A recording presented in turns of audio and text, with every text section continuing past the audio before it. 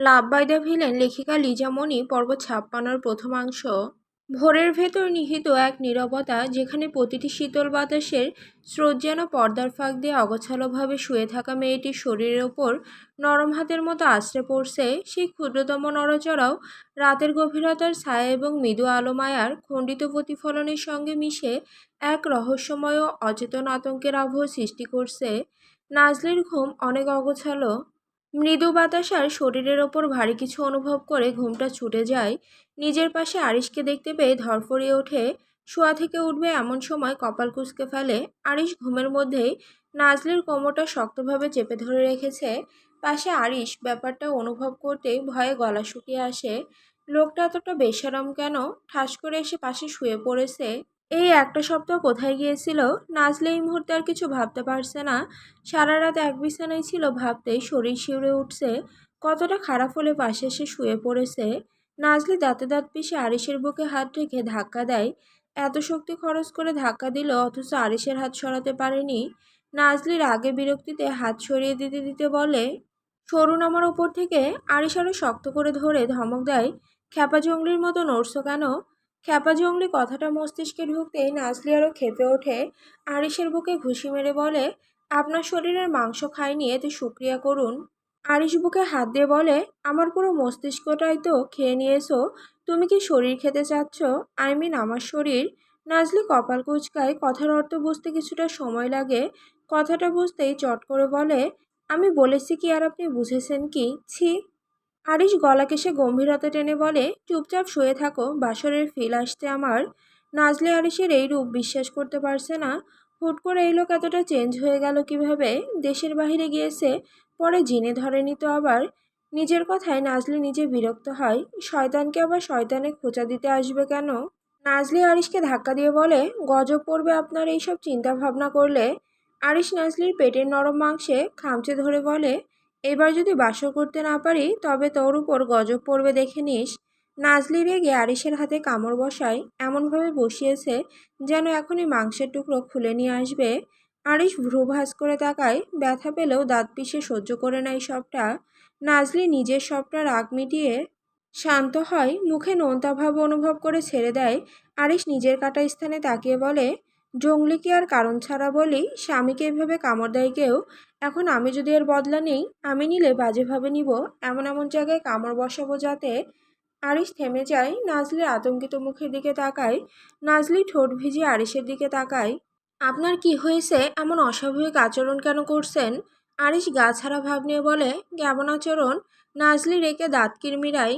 বুঝতে পারছেন না? স্বামী বললে খেপে যেতেন, আর এখন নিজে এইটার বুলি উড়াচ্ছেন। কি নাটক করছেন আবার? আরিশ চুপ করে রইল। ঘন নিঃশ্বাস টেনে আর একটু কাছে টানতেই নাজলি ধাক্কা দেয়। আরিশ চোখ রাঙিয়ে তাকায়। নাজলি সেদিকে তোয়াক্কা না করে সরে যেতে যেতে বলে, পাঠার মতো শরীর, এত শক্তি আসে কোথা থেকে আল্লাহ ভালো জানেন। আরিশ বালিশে মাথা রেখে ঘুম ঘুম কণ্ঠে বলে, শরীর যদি হয় ইঁদুরের মতো তবে অপরজনকে পাঠা মনে হবেই। আরিশের ঘুম কাতর কণ্ঠে নাজলি চট করে তাকায়। এত নেশালো কেন এই কণ্ঠস্বর? নিজের মাইন্ডের ওপর নাজলি নিজে বিরক্ত হয়। তুই দিন দিন লুচ্চা হয়ে যাচ্ছিস নাজলি। নাজলি রাগ দেখিয়ে বলে, আপনি আমাকে ইঁদুর বললেন কেন? জংলি বলা উচিত ছিল। নাজলির আগে গিজগিজ করতে করতে বিছানা থেকে নামে, শরীরে ওড়না পেঁচিয়ে বলে, অন্তত আপনার মতো খ্যাপাসার নই, নির্লজ্জ বেহায়া পুরুষ। লজ্জা করল না? একটা মেয়ের সাথে শুয়েছেন। একটানা 3 রাত ধরে ঘুম নেই, চোখ মুখ লাল হয়ে আছে। শেষ রাতে রুমে এসে নিজের বিছানায় নাজলিকে দেখে অবাক হয়েছিল অনেক। তার বিছানায় এসে শুয়েছে বলে কিছুটা রাগও হয়েছিল। নারী সান্নিধ্যে গেলে একটা পুরুষ দ্রুত বেসামাল হয়ে পড়ে। মানা হোক বা না হোক, বাস্তবতা, নাজলি তার বৈধ স্ত্রী। যদি ভুল কিছু করে বসে, ঘুমে টাল হয়ে থাকা পুরুষটা বিছানায় শুয়ে থাকা নারীটাকে দেখতে দেখতে কখন যে ঘুমিয়ে পড়ল সেই খেয়াল নেই। আরিশ শোয়া থেকে উঠে হেডবোর্ডে হেলান দিয়ে বসে। নাজলির দিকে তাকিয়ে কপাল কুঁচকে বলে, স্বামীর রুমে থাকতে শরম করে না, আর স্বামীর সাথে শুইতে গেলে শরম করে? বা নাজলি মাইলা ইন্টারেস্টিং। নাজলির যেন জবান বন্ধ হয়ে আসে। স্বামী শব্দটা বারবার পরিঘাত করছে কানে। লোকটাকে রাগানোর জন্য নাজলি স্বামী স্বামী বলে কান পচিয়ে ফেলতো, আর তার ফাঁদে পা দিয়ে লোকটা ভীষণভাবে রেগে যেত। তাহলে আজ কেন এইসব বলছে? নাজলি ঠোঁট ভিজিয়ে কঠোর দৃষ্টি দিয়ে বলে, স্বামীকে what the fucking joke Arish Ilham. ভুলে যাবেন না আপনার সাথে আমার চুক্তির বিয়ে, আর সেই চুক্তির সময় মাত্র 3 মাস আছে। এরপর আপনি আপনার রাস্তায়, আমি আমার রাস্তায়। আরিশ ঠোঁট কামড়ে ধরে নিজের, হালকা হেসে বিছানা থেকে নেমে যায়, নাজলির সামনে দাঁড়িয়ে গিয়ে তার দিকে সামান্য ঝুঁকে পড়ে। নাজলি তাকায় না সেদিকে, এই লোকটার দিকে তাকালে তার নেশা ধরে যায়। আরিশ রহস্যময় গলায় বলে, এই 3 মাস কে আমি 3 যুগ বানাবো। পরপর হাসকি সুরে বলে, 1 বছরের বেশি হতে চললো বিয়ের, অথচ আমি তোমার সাথে একটু 19-20 করতে পারিনি। সবাই ভাবছে আমার শক্তি নেই, কিন্তু এদেরকে বুঝাবো আমি একটা জঙ্গলিকে বিয়ে করেছি, মাঝে মাঝে জঙ্গলিকেও আয়ত্তে আনতে জানি। চলো আজ সেটার প্রমাণ দেই। আমি যেভাবে এতদিন ধৈর্য ধরে আছি, এটা যদি কেউ জানতো, তবে কবরের নিচে থাকা সব থেকে ধৈর্যবান ব্যক্তিটাও কবর থেকে স্যালুট জানাতো। নাজলি শুকনো ঢোক গেলে পেছন থেকে সামান্য হেলে গিয়ে কাপা গলায় বলে, কী সব বলছেন এইসব? মদ খেয়ে এসেছেন নাকি গাঞ্জা? হার্বাল খেয়ে এসেছি ডার্লিং। আরিশের চোখে মুখে দুষ্ট হাসি, ঠোঁট কামড়ে ধরে নাজলির ভয়াতুর মুখের দিকে তাকিয়ে আছে। নাজলি ভরকায়, এই লোককে অস্বাভাবিক লাগছে। অন্য সময় হলে সে নাস্তানাবুদ করে মেরে ফেলে, আর আজ তাকে নাস্তানাবুদ বানাচ্ছে। এইখান থেকে পালিয়ে যা নাজলি, নয়তো বলা যায় না বেডা মানুষের মর্জি। নাজলি চলে যাওয়ার ইচ্ছে পোষণ করে আবার থেমে যায়। আরিশের চোখে চোখ রেখে বলে, আপনাকে 2টা প্রশ্ন করব, এর বাইরে আর একটা কথাও বলবেন না। প্রথমত, আমাকে নিজের কাছে আটকে রাখার কারণ কি? আমার থেকে কি চান? 2টা প্রশ্নের উত্তর দিয়ে দিন প্লিজ। আরিশ হামি তুলে চোখ ঘোরায়, এমন একটা ভাব দেখায় যেন সে কিছু শোনেনি। নাজলি লাল কেশে নিজের শাহাদাত আঙুল পেঁচিয়ে বলে, তোমাকে কষ্ট পেতে দেখলে খুব ভালো লাগে। যখন তুমি ছটফট করো তখন মনে প্রশান্তি আসে। নাজলি থমকায়, তাকে কষ্ট দেওয়ার জন্য আনা হয়েছে, আর সে কত স্বপ্ন ভেবে ফেলেছিল। নাজলি চোখের পানি আটকে শক্ত চোখে তাকায়, চোখ দুটো লাল হয়ে আছে একদম। কিসের শত্রুতা আপনার সাথে আমার? আরে শান্ত গলায় বলে, জনম জনমের শত্রুতা, তোমাকে দেখলে শত্রু শত্রু ফিল আসে। নাজলি তেতে ওঠে, ক্রিমিনালের বাচ্চা, অজাত। নাজলির মুখে গালি শুনে আরিশ কপাল ঘাসে।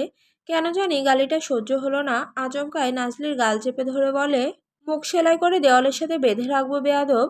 নাজলি অভিমানী চোখ সরিয়ে নেয়। ল্যাপটপে বেজে ওঠা উচ্চ আওয়াজটা শুনে নাজলিকে ছেড়ে দেয়। নাজলি রুম থেকে বাহিরে যাবে, তার আগে আরিশ গলা ছেড়ে বলে, রাতেও কিছু খাইনি, খাবার নিয়ে আসো আমার জন্য। আর তেরামি করলে হাসতে হস্ত রাখিয়া জোরপূর্বক বস্ত্র খুলিয়া সংজ্ঞাটার পূর্ণতা দিব। নাজলি দাঁড়ালো না, রাগে সেখান থেকে চলে যায়। আরিশ চোখ ছোট ছোট করে তাকিয়ে আলতো হাসে। ল্যাপটপের মনিটরে তাকাতেই গম্ভীর হয়ে ওঠে মুখ। কানাডার সংবাদ দেখানো হচ্ছে, কানাডার এক বিলাসবহুল রিসর্টে উদ্ভূত হয়েছে রহস্য, আতঙ্ক, নীরব সন্ত্রাসে মোড়া এক ভয়াবহ ঘটনা। আজ ভোররাতে রিসর্ট প্রাঙ্গণ থেকে উদ্ধার করা হয়েছে এক ব্যক্তির মৃতদেহ, যার অবস্থা ছিল এমনই ভয়ানকভাবে পরবর্তীতেও যে প্রাথমিকভাবে তার পরিচয় শনাক্ত করা তদন্তকারীদের জন্য হয়ে ওঠে দুঃসাধ্য ও সময় সাপেক্ষ। প্রত্যক্ষদর্শী ও প্রশাসনিক সূত্র জানাচ্ছে, ঘটনার ঠিক কিছুক্ষণ আগে রিসর্ট কর্তৃপক্ষ একটি অজ্ঞাত নম্বর থেকে বোমা রাখা হয়েছে এমন একটি হুমকিমূলক ফোন কল পায়। নিরাপত্তা প্রোটোকল অনুসরণ করে মুহূর্তের মধ্যে রিসর্টে অবস্থানরত অতিথি ও কর্মীদের নিরাপদ স্থানে সরিয়ে নেওয়া হয়। ঠিক এই বিশৃঙ্খল পরিস্থিতিকেই সুযোগ হিসেবে ব্যবহার করে সংঘবদ্ধ কিছু দুর্বৃত্ত পরিকল্পিতভাবে এক ব্যক্তিকে হত্যা করে পালিয়ে যায় বলে ধারণা করা হচ্ছে। হত্যা বললে ভুল হবে, পুরো রুম ছিল রক্তে রাঙানো, পুরো দেহে বিষাক্ত পোকা ঢুকে আছে, চোখ, জিহ্বা, কলিজা, বিভিন্ন অঙ্গ প্রত্যঙ্গ ছড়ানো ছিটানো। পুলিশদের ধারণা, এতটা বিকৃত লাশ তারা কখনো দেখেনি। এতটা সূক্ষ্ম খুন কোনো সাইকোপ্যাথ ছাড়া করা অসম্ভব। ঘটনার পরপরই আইন শৃঙ্খলা বাহিনী পুরো এলাকা ঘিরে ফেলে। তবে তদন্তে বড় বাধা হয়ে দাঁড়িয়েছে সিসিটিভি ফুটেজ। ক্যামেরায় স্পষ্ট কোনো দৃশ্য ধরা পড়েনি, কেবল অন্ধকার ও অস্পষ্ট ছায়া ছাড়া আর কিছু নয়। ফলে এখনো পর্যন্ত হামলাকারীদের পরিচয়, সংখ্যা কিংবা উদ্দেশ্য কোনোটি নিশ্চিত করা সম্ভব হয়নি। তবে তদন্তে এক চাঞ্চল্যকর তথ্য সামনে এসেছে।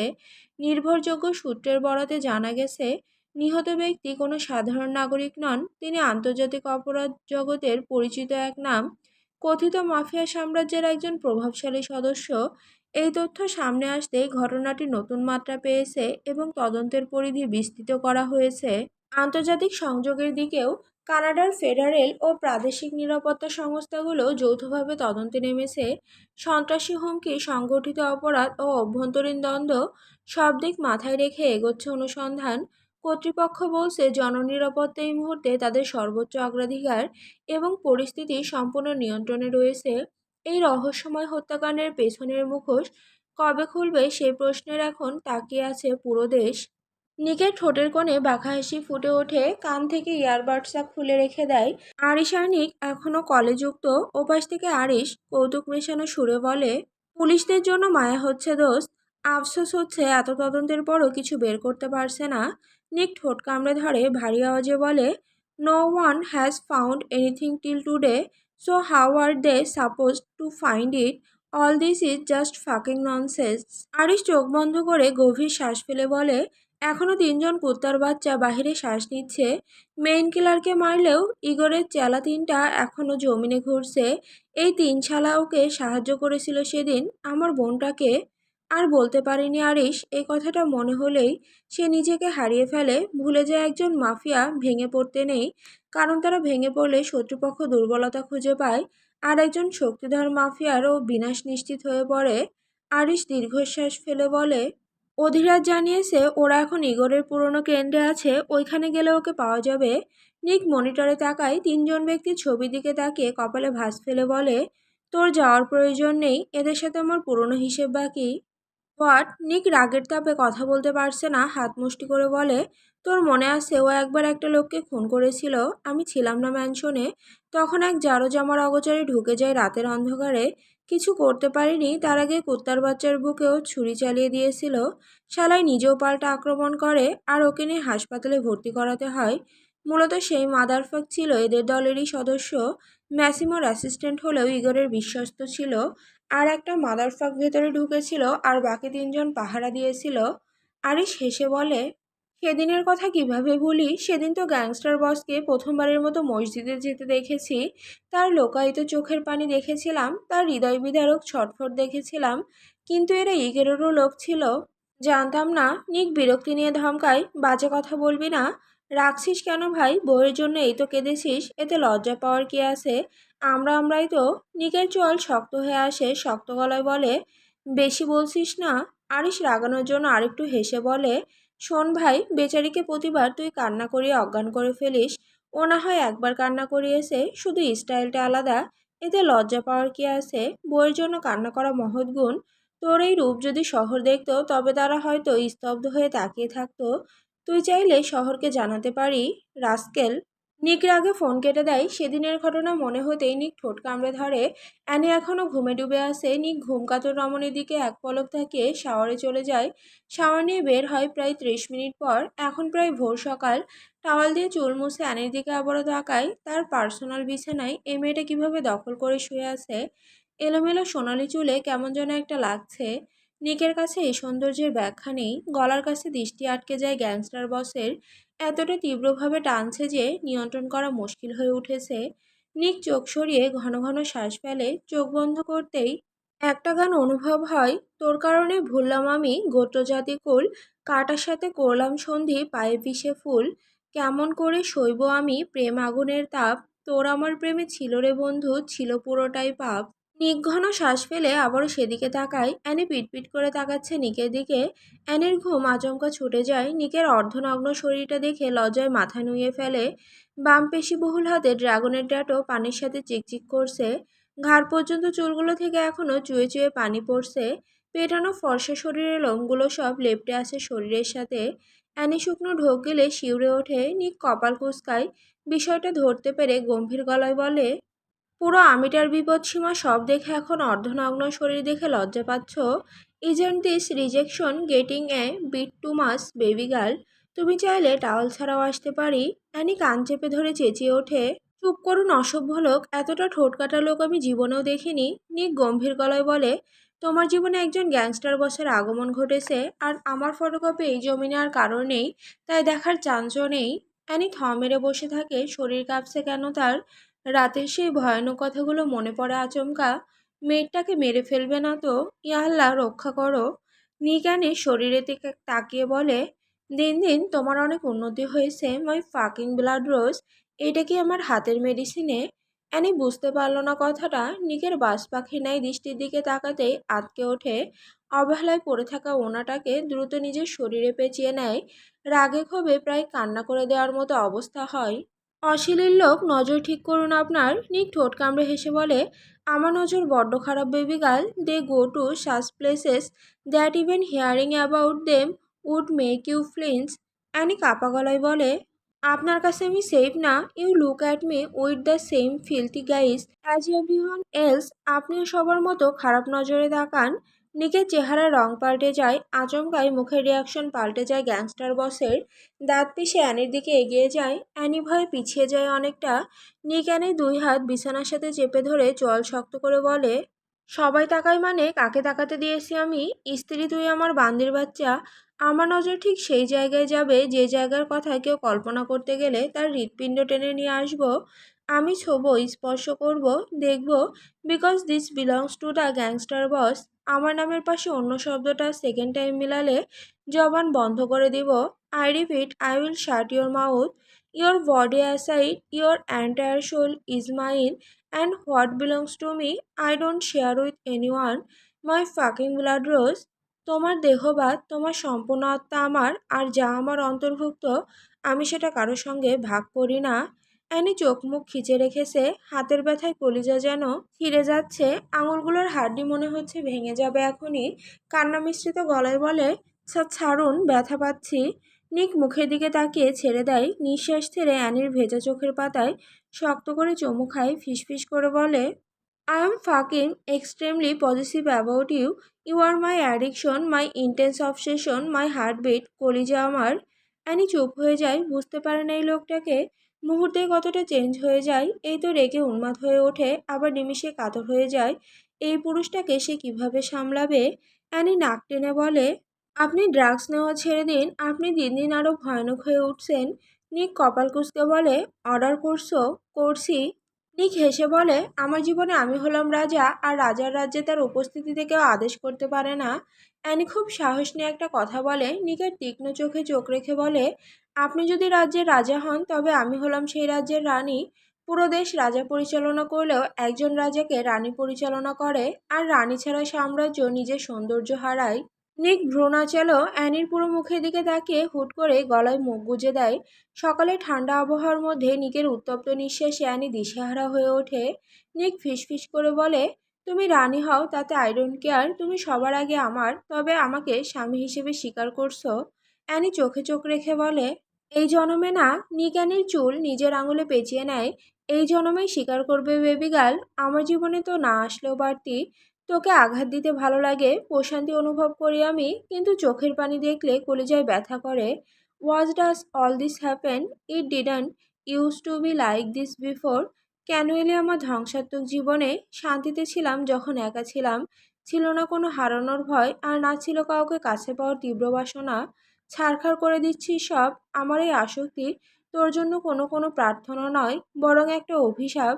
আর এই অভিশাপে আজীবন জ্বলবি, সাথে আমাকেও জ্বালিয়ে মারবি। আমি তো ইচ্ছে করে আসিনি। আমার কি অপরাধ? নিক কামড় বসায় নরম মাংসে। শক্ত গলায় বলে, তোর অপরাধ তুই আমার সামনে পড়েছিস। তোর সব থেকে বড় অন্যায়, আমাকে অতুষ্ট করে তুলেছিস। একজন গ্যাংস্টার বসকে উন্মাদ করেছিস তুই, আর এর ফল তো ভোগ করতে হবে বেবি গার্ল। ফুলের স্পর্শ পাবে ভেবে থাকলে তুমি ভুল। কারণ তুমি পাবে কাটার উত্তপ্ত স্পর্শ, যেটা তোমাকে সইতে হবে, তুমি চাইলেও আর না চাইলেও। নিক কথার মধ্যেই বেসামাল হয়ে পড়ে। মুখ নিচে যেতে অ্যানি বাধা দেয়। কাপা গলায় বলে, আপনি কি মেয়েটাকে মেরে ফেলেছেন? আজ রাতে ওর জীবনের রীতি টানবো। অ্যানি আঁতকে ওঠে। ভাঙা গলায় বলে, ওর কিছু হলে আপনাকে জীবনেও ক্ষমা করব না, পস্তাবেন প্রচুর। নিক অ্যানির চুল চেপে ধরে বলে, আই ডোন্ট কেয়ার। অ্যানি ভয়ে আর আতঙ্কে অস্থির হয়ে পড়ে। কিভাবে বাঁচাবে নির্দোষ মেয়েটাকে? নিক থেকে ছাড়া পাওয়ার জন্য বলে, উঠুন, আমি ওয়াশরুমে যাব। নিক বাধা মানল না। রেগে হাত সরিয়ে বলে, যেতে হবে না। অ্যানি অবাক হয়, দাঁত কিরমিরিয়ে বলে, আশ্চর্য, আমি কি ওয়াশরুমে যাব না? নিক ধমকে বলে, বললাম তো যেতে হবে না। অ্যানি নিজেও হাঁপিয়ে উঠেছে। কিছু উপায় না পেয়ে নিকের টাওয়ালের গিটে শক্ত করে চেপে ধরে বলে, খুলে ফেলবো কিন্তু। নিক একদম শান্ত সুরে বলে, খুলে ফেলো, একটু পর এমনিতেই এটা খুলে যাবে। অ্যানি অসহায়ভাবে তাকায়, মানুষ এত নির্লজ্জ কিভাবে হয়। লজ্জা শরমের ছিটে ফোঁটাও নেই, রাগে চোয়াল শক্ত করে ফেলে। নিকের মাথার চুল খামচে ধরে সরিয়ে দেয়, বিছানা থেকে উঠে বলে, উত্তেজিত লোক। নিক খ্যাপা বাঘের মতো তেড়ে যেতেই অ্যানি ওয়াশরুমের দিকে ভোঁদৌড়। নিক রাগ করতে গিয়েও কপাল কুঁচকে ফেলে। যার সামান্য রিজেকশনে মস্তিষ্ক ফুটতে থাকে, আজ রাগ হলো না কেন। নিক বিছানা থেকে উঠে ঠোঁট কামড়ায় নিজের, ফর্মাল ড্রেস পরে খাওয়ার জন্য নিচে নামে। গম্ভীরতা টেনে ডিভানে বসতে কপালে ভাঁজ পড়ে। দরজার কাছে দুইজন ব্যক্তিকে দেখে নিক চোখ ছোট ছোট করে ফেলে। দরজায় আরিশ আর নাজলি দাঁড়িয়ে আছে।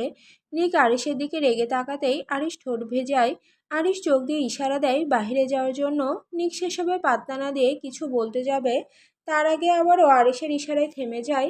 নিক কিছু না বলে হনহন করে বের হয়ে যায় বাহিরে। রাগে মাথার রগ ছিঁড়ে যাচ্ছে তার। আরিশ নাজলিকে রেখেই নিকের কাছে দৌড়ে যায়। আরিশের উপস্থিতি বুঝতে পেরে আরিশের উপর অ্যাটাক করে বসে। শার্টের কলার শক্তভাবে চেপে ধরে বলে, ওকে নিয়ে এসেছিস কেন এখানে? শালা তোর বউকে আমার বউয়ের কাছে এনেছিস কেন? তোর বউয়ের কারণে আমার সংসারে কোনো আগুন জ্বললে খুন করব তোকে। আরিশ অসহায় গলায় বলে, রাগ করিস না, শান্ত হ ভাই একটু, আগে আমার কথাটা শোন। নিক তীব্র রাগে আরিশের কলার ছেড়ে দেয়, দেওয়ালে ঘুষি মেরে চেঁচিয়ে ওঠে, আমার স্ত্রীর ভাগ আমি কাউকে দিতে পারি না। যখন ও আমাকে রেখে অন্য কারোর সাথে কথা বলে তখন উন্মাদ হয়ে পড়ি। তোর কি মনে হয় ওকে রুমে বন্দি করে রাখাটা শুধু শত্রুদের থেকে নিরাপত্তার জন্য? আরিশ অবাক হয়ে বলে, তাহলে কিসের জন্য? নিক চুল খামচে ধরে নিজের রাগটাকে কন্ট্রোল করে শ্বাস টেনে বলে, শত্রুদের থেকে নিরাপত্তা করতে দিতে গেলে আমার রুমবন্দির প্রয়োজন নেই। ওকে সাথে নিয়ে পুরো শরীর ঘুরলেও কারোর ক্ষমতা নেই তাকে আঘাত করার। শত্রু আঘাত করলে আমাকে মেরে ওর কাছে যেতে হবে, তাই তাকে আঘাত করা এত সহজ নয়। ওকে রুমবন্দি রাখার মেইন রিজন যাতে ও কারোর সাথে কথা বলতে না পারে। দুনিয়া ভুলে গিয়ে আমাকে নিয়ে সারাক্ষণ ভাবে, পৃথিবীর কোনো সৃষ্টি যাতে ওকে ছুতে না পারে। আমাকে রেখে অন্য কারোর সাথে কথা বললে আমি নিজেকে হারিয়ে ফেলি। সে জায়গায় যদি ওর বোন থাকে তবুও না, হোক সেটা ছেলে অথবা মেয়ে, ওর জীবনে থাকবে আমাকে ঘিরে। দুনিয়ার কোনো সৃষ্টি ওকে স্পর্শ করতে গেলে আমার হিংসে হয়। আঘাত করে বসি, নিজেকে সামলাতে পারি না। কেন নিয়ে আসলি তুই আরিশ? আরিশ কথা বলার ভাষা হারিয়ে ফেলে, আশ্চর্য গলায় বলে, তুই যেসব বলছিস সেসব কোনো সুস্থ মস্তিষ্কের কথা নয় নিক। তুই অ্যানিকে নিয়ে কতটা পজিটিভ সেটা আমার থেকে ভালো আর কেউ জানে না, কিন্তু সেটা তো একটা পুরুষের ক্ষেত্রে। নাজলি অ্যানির বোন, ওকে নিয়ে কেন হিংসে করতে যাবি? অ্যানি যদি এইসব শোনে তবে তোর কি মনে হয় সহজভাবে নিবে এইসব? আজীবন একটা মানুষ এক রুমে বন্দি থাকা ইম্পসিবল, তুই নিজে পারবি? নিক শ্বাস নিয়ে বলে, ওকে আগলে নিয়ে পুরো একটা জীবন কাটিয়ে দিতে পারবো। যদি এই মেয়ে আমার বুকে থাকে তবে পুরো দুনিয়াকে ঠেলে দিয়ে একটা রুমকে আমি পৃথিবী বানিয়ে নিতে পারবো। আরিশ থতমত খেয়ে বলে, তুই বড্ড উন্মাদনিক। তুই যেভাবে ভাবছিস অ্যানির জন্য এই জীবন সহজ নয়। মেনে নিতে পারলে সব সহজ। ও জানে ওকে শত্রুদের থেকে বাঁচাতে এই আইল্যান্ডে এনে রেখেছি, আর এইটা আমি তাকে বিশ্বাস করিয়েছি। এখন নাজলের কারণে যদি ওর এদিক সেদিক হয় তবে প্রচুর খারাপ হবে আরিশ। আমি নিজেও ভেবেছিলাম শত্রুদের থেকে রক্ষা করতে ওকে বাইরে নিয়ে বের হোস না। এতটা সাইকো কেন তুই? ও সারা জীবন একা থাকবে কিভাবে? একা কেন থাকবে? ওর জন্য আমি থাকবো। সেজন্য এই বাচ্চা চেয়েছিলাম যাতে একা ফিল না করে। বাচ্চা? ইয়েস। আরে শেষে বলে, বাচ্চাটা ভেবে চেয়েছিস তো? আই মিন তোর বউ যখন বাচ্চাকে চুমু খাবে তখন কি করবি? নিজের বাচ্চার সাথে হিংসে করবি না? আর সব থেকে বড় কথা, ওর প্রসব ব্যথা সহ্য করতে পারবি? নিক তাকায় আরিশের দিকে, কপাল কুঁচকে বলে, প্রসব ব্যথা মানে?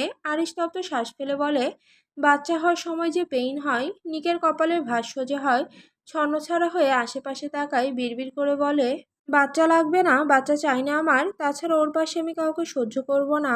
আরিশ নিকের কাঁধে হাত রেখে বলে, পৃথিবীর মধ্যে তুই হয়তো প্রথমবার যে নিজের বাচ্চাকে হিংসে করছিস। আর যদি ভুলে একটা চলে আসে তবে আমাকে দিয়ে দিস। নিক বিরক্তিকর গলায় বলে, চান্স নেই? চান্স অবশ্যই আছে। তুই যেভাবে অজ্ঞান করিস এভাবে কেউ করে না ভাই। এর উছিলায় একটা হয়ে গেলে ফেলে দিস না, আমাকে দিয়ে দিস। বাচ্চার জন্য একটু অনুভূতি প্রকাশ হলো না গ্যাংস্টার বসের শক্তপোক্ত হৃদয়ে। ফেলে দিবে বিষয়টা ভাবতে গিয়েও হিংস্র হৃদয়ে আঘাত আসেনি। আরিশের হাত কাঁধ থেকে সরিয়ে বলে, তোর বউ নিয়ে যা। আরিশা এবার সিরিয়াস গলায় বলে, তানভি ফোন দিয়েছিল সকালে, দাদামশাইয়ের অবস্থা প্রচুর খারাপ।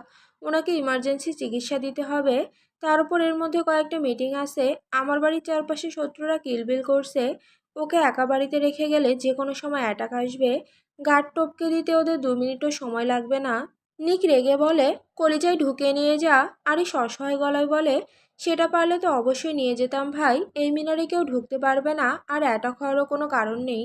নিক বিরক্তির নিঃশ্বাস ফেলে বলে, তোর বউকে বলে দিস আমার বউয়ের কাছে যাতে না যায়, অতিরিক্ত ভালোবাসা আমার সহ্য হবে না। আরিশ আপাতত শান্ত করার জন্য হতাশ গলায় বলে, বোন হয়ে বোনকে ভালোবাসবে এটা স্বাভাবিক, তুই আমাকে ভালোবাসিস না।